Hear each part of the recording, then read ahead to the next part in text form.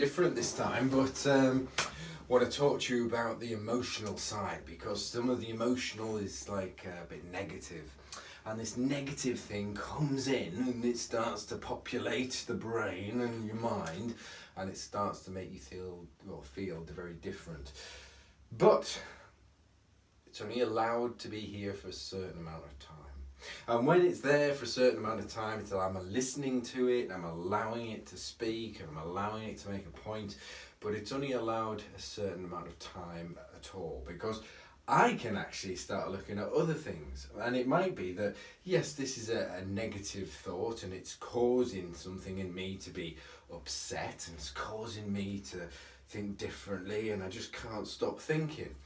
But as you know, I've got to stand guard at the door of my mind, and in my time position I'm always allowing negative to come in, but the negative can sort of come in a bit and it can talk to me quite a lot, so it's giving me a lot of neg stuff.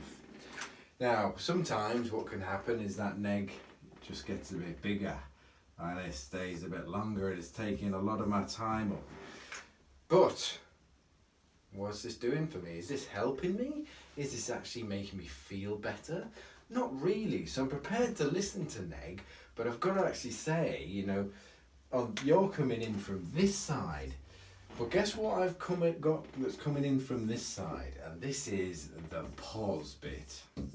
Because I'm listening to the neg, but if I start comparing you into the position and bringing positive in, positive starts to use a bit of my time.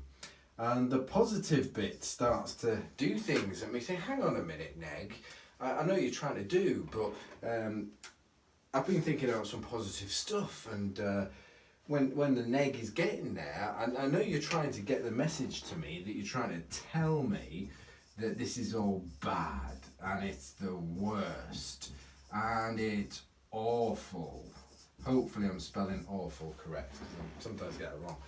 But that's not always the case, because I can actually think, if you're telling me that's bad, that's worse, that's awful, I can start balancing it as well. It's, it could be much, much, much worse, couldn't it? It could be not just that someone's gone missing and isn't there, it could be that they've gone missing, they aren't there, but something happened to somebody else, and something happened to me, and I can't do what I wanted to do, and it could even be worse. It could be much, much, much worse. So the positive is actually trying to explain to negative that, I'm trying to balance the system here, because it could be much, much, much, much worse than what's happened. So when I start bringing the positive in, I'm letting the negative start to leave a bit, and the positive is starting to expand a bit, and then the pos starts to take more of my time up and the neg starts to get less. I'll never refuse the negative. It's only got a limited amount of time to be here, and as the clock starts ticking, it's something that we need to realise how it's going to work. And I'm going to redo this one for you again when I sort of understand it a bit better myself, and I want to get the message across to you. But in that example, I'm allowed for some negative to kick in, but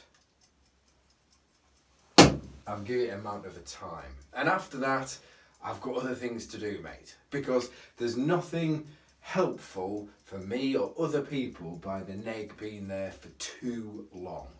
The pause is going to come in from the other side. It's going to start balance things out a bit, and the main thing for me is, in a very polite way, you're allowed in, but I have not got time, because I've got so much to think about for the future.